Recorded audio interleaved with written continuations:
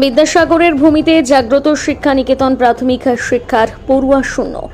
নজরগঞ্জে দাঁড়িয়ে থাকা প্রাথমিক বিদ্যালয়ে আজ এক অদ্ভুত সংকটের মুখে।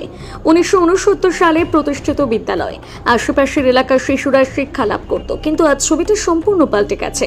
2019 সাল পর্যন্ত এই বিদ্যালয়ে 50 জনেরও বেশি ছাত্রছাত্রী পড়াশুনো করত, কিন্তু 2020 সাল থেকে কমতে থাকে ছাত্রছাত্রী। টানা 3টি শিক্ষাবর্ষ 2025 পর্যন্ত একটিও নতুন ভর্তি হয়নি। বর্তমানে পুরো স্কুলে পড়ুয়া মাত্র 2 জন, অথচ শিক্ষক শিক্ষিকার সংখ্যা 4 জন। ছাত্র সংখ্যা কমে যাওয়ার কারণে খুঁজতে একাধিক অভিযোগ উঠে আসছে স্থানীয়দের একেবারেই আলাদা। তাদের দাবি, শিক্ষকরা স্কুলে এসে পড়াশোনার দিকে মন না দিয়ে অধিকাংশ সময় মোবাইলে কাটান। ফলে শিক্ষার মান এতটাই খারাপ হয়ে দাঁড়িয়েছে যে অভিভাবকরা ঝুঁকি নিয়ে সন্তানদের স্কুলে পাঠাতেই চাইছে না, কারণ তারা নিজের নাম লিখতে দূরের কথা, ভালো করে নিজের ক্লাসও বলতে পারছে না। তাই অভিভাবকরা নিজের সন্তানকে ভালো শিক্ষা দেওয়ার জন্য ধীরে ধীরে স্কুল থেকে মুখ ফিরিয়ে নিচ্ছেন। বিদ্যাসাগরের জন্মভূমিতে প্রশ্ন, শিক্ষার আলো ছড়িয়ে দেওয়ার যে ভূমি একদা বিদ্যাসাগরের চিন্তা ও কর্মযজ্ঞের কেন্দ্র ছিল, সেই মেদিনীপুরে প্রাথমিক শিক্ষা আজ ধুঁকছে পড়ুয়া সংকটে। 4 জন শিক্ষক, পাকা ভবন, পরিকাঠামো সব থাকলেও নেই ছাত্রছাত্রী। না থাকায় বন্ধ হয়ে গেছে মিড ডে মিল প্রকল্প। চালের বরাদ্দ বন্ধ হওয়ায় বিদ্যালয়ে বর্তমানে 2 জন পড়ুয়া বঞ্চিত সুবিধা থেকে। বিদ্যালয়ের শিক্ষক পিনাকি বন্দ্যোপাধ্যায় স্কুলে 15 বছরের বেশি শিক্ষকতা করেছেন। তিনি বলেন, করোনার আগে পর্যন্ত স্কুলের পড়ুয়া সংখ্যা মোটামুটি ছিল, কিন্তু করোনার সময় 2 বছর স্কুলে নতুন কোনো ভর্তি হয়নি। তার ফলে ছাত্রছাত্রীর সংখ্যা কমতে থাকে। গত শিক্ষাবর্ষে 5 জন পড়ুয়া ছিল, তার মধ্যে 2 জন পড়ুয়ার অভিভাবকরা তাদের সন্তানদের অন্য স্কুলে নিয়ে চলে যায়, আর একজন 4র্থ শ্রেণীতে পাশ করার পর অন্য স্কুলে চলে গিয়েছে। এখন তাই 2 জন পড়ুয়া নিয়ে চলছে স্কুল।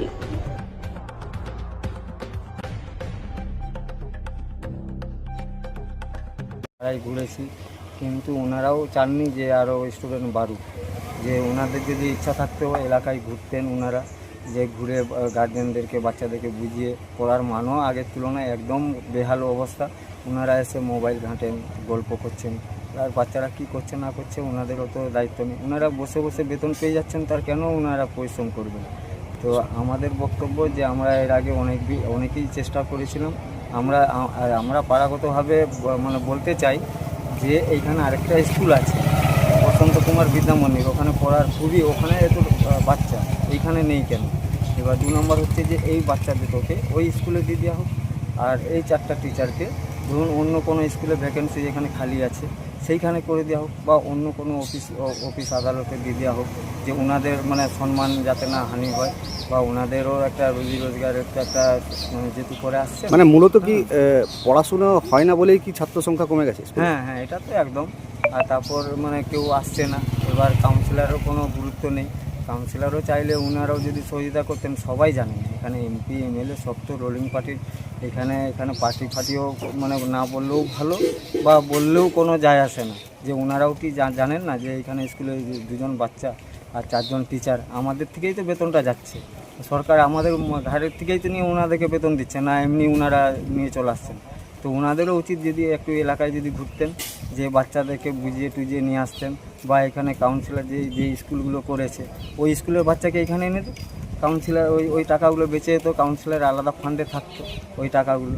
ওইখানে পার্টির সব মানে যারা কর্মীরা আছেন ওনারা স্কুল চালাচ্ছেন। তো ওইখানেও বাচ্চা আছে খিচুড়ি স্কুল, ওই ক্লাবটার কাছে। তো এইখানে কিছু বাচ্চা আবার জোরজবস্তি করে নিয়ে গেছে নাকি, এটা টিচাররা বলছিলেন যে এইখান থেকে টিসি নিয়ে জোরজবস্তি করে একটা বাচ্চাকে নিয়ে যাওয়া হয়েছে। তো এইগুলোও ঠিক নয়, যে একটা স্কুলে পড়ছে, এখানে এমনি বাচ্চা নেই, তো সেইখান থেকে জোরজবস্তি করে নিয়ে যাবে, এটাও মানে মানা যায় না। মানে স্কুলটার পড়াশোনার মান খুবই বেহাল অবস্থা। হ্যাঁ, বর্তমানে একদম বেহাল অবস্থা। সেজন্য বাচ্চারা আসছে না। যদি ভালো হতো নিশ্চয়ই আসতো। এবার টিচারদেরও উচিত ছিল যে এলাকায় যেহেতু বাচ্চা নেই, বাচ্চা থাকলে আমরা বলতাম না যে টিচাররা ঘুরবে, ওনাদের সম্মান আছে। এখন কি বাচ্চা, আমার যেহেতু চাকরি করছি, আমি বসে বসে বেতন নিচ্ছি, আমারও একটা লজ্জা হওয়া উচিত। এবার আমারও কর্তব্যের মধ্যে পড়ে যে আমি এলাকায় আমি বসে বসে বেতন নিচ্ছি, সরকারের কাছে নিচ্ছি, সেটা যদি আমি সঠিকভাবে নিই, যে বাচ্চা পড়িয়ে আমি নিচ্ছি, কিন্তু বাচ্চা না পড়িয়ে আমি বসে বসে নিয়ে যাচ্ছি, এটা আমারও মানে মানবিকতার খাতিরে একটা কেমন দৃষ্টিকোণ দেখায়। কিন্তু সেটা ওনাদের কোনো এখতিয়ারেই পড়ছে না। ওনারা দেখছেন আমাদের কি যায় আসে, আমার ঢাক বাজিয়ে পয়সা পেয়ে যাচ্ছি, নিয়ে যাচ্ছি, কিন্তু ঢাক তো বাজাচ্ছেন না ওনারা আসছেন শুধু হাজিরাটা দিচ্ছেন। এবার কখন কে আসছে মানে দুটোই বাচ্চা, এবার একজন কেউ প্রত্যেক দিন একজন, উনি একজন আসছেন, 3 জন আসছেন না, উনি একজন আসছেন, একদিন করে পালি করে নিয়েছেন। এবার এই কদিন থেকে এখন সবাই আসছেন আর কি। কী নাম আপনার? আমার নাম শেখ ফিরোজ। ঠিক আছে। না অ্যাকচুয়ালি সেরকম ব্যাপারটা আমি বলছি, তাহলে আরেকটু পিছিয়ে যেতে হয়। পিছিয়ে যেতে হয় 2010 সাল। 2010 সালে আমাদের, আমি এখানে সবচেয়ে পুরনো টিচার, আমি 8 সালে এখানে জয়েন করি। তখন এখানে অন্য সিনিয়র টিচাররা ছিলেন। 2010 সালে সবাই রিটায়ার্ড করেন, আমি সিঙ্গেল টিচার। এবং তার সঙ্গে আমাদের যিনি পার্শ্ব শিক্ষক শিক্ষিকা উনি ছিলেন, আমরা দুজন এমই স্কুল চালিয়েছি। তখন পর্যন্ত 60 জন ছাত্র ছিল। তারপরে উনি 12 সালে জয়েন করেন, 16 সালে জয়েন করেন। তারপরে আমাদের গ্র্যাজুয়েট, তখন থেকে একটা ওই প্রাইভেটই বলুন আর অন্য স্কুল, ওই শিক্ষা অন্য স্কুলের জন্যই বলুন, আমাদের গ্র্যাজুয়ালি কমতে শুরু করে। 16 সালে আমাদের খুবই কমে যায়। 16 সালে গিয়ে হয়তো আমাদের 16-17 সাল করে কমে যায়। তারপরে আমরা তখন দেখলাম যে এই স্কুলটা বাঁচাতে গেলে একই সময় একই জায়গায় 0 কিলোমিটার মধ্যে 3টে স্কুল চলছে। আর এখানে অনেকেই সকালবেলা কাজ টাজ করতে যায়, তাদের ছেলেপেলেগুলোকে অসুবিধা হয় রেখে যাওয়ার জন্য জায়গা। তখন এখানে বালি তুলতো ওরা, বাঁধটা হয় বাইরে।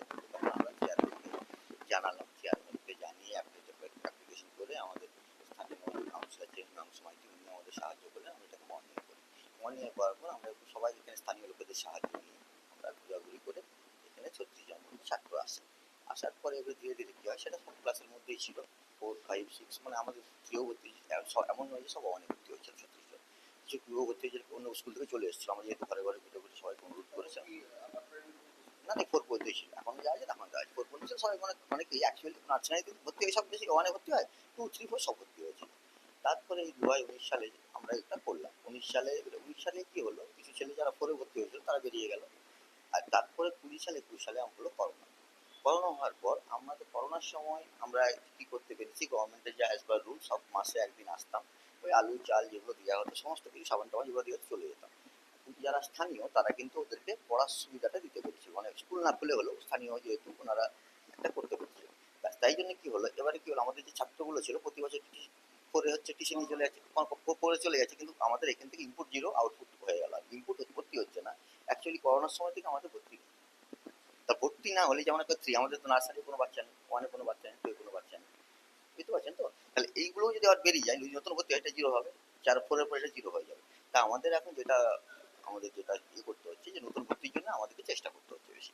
নতুন ভর্তিটা হওয়ার জন্য আমাদের একটু আমরা যেটা স্যার বললেন যে ওদের দিদি দাদা এরা সব চলে যাচ্ছে, তাহলে ওরা কার সঙ্গে আসবে, এটা একটা ব্যাপার। তাই সেটার জন্য আমরা চেষ্টা করছি।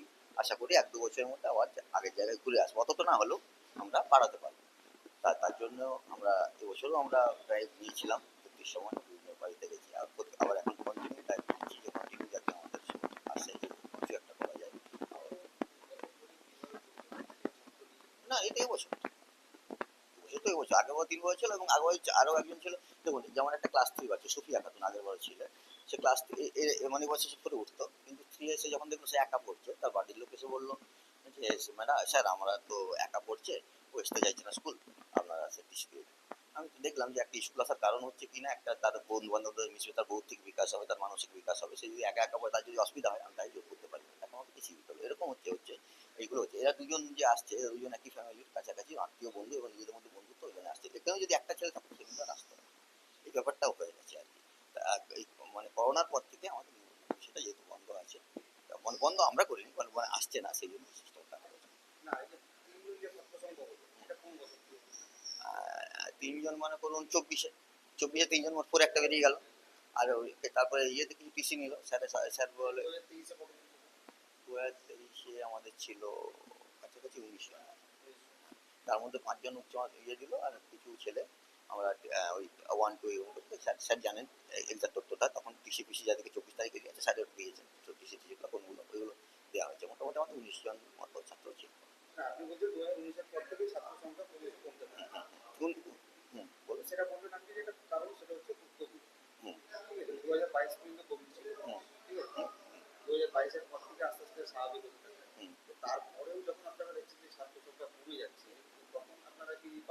ডেফিনেটলি বলুন তো, এবছর ড্রাইভ নেওয়া হয়েছে আমাদের, যেটা হয় আমরা ডিসেম্বর মাসে সবাই বাড়ি বাড়ি যাই, যে আমাদের ছেলেদের পরীক্ষা হচ্ছে, আপনারা আসুন।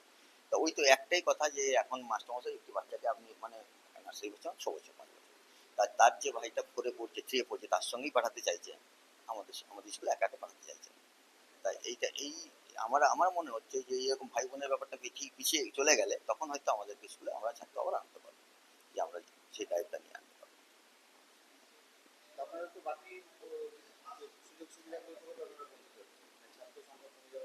আমাদের তো দেখুন, হ্যাঁ সেটা স্কুলে মিড ডে মিল হচ্ছে না, মিড ডে মিলটা নিয়ে স্যার ওরা একটু চিঠি চাপাটি করছেন, উনি ডিস্ট্রিক্টেও জানিয়েছেন, পুরসভাকেও জানিয়েছেন, আশা করি শর্ট আউট হয়তো ওরা করবেন, কোনো শর্ট আউট।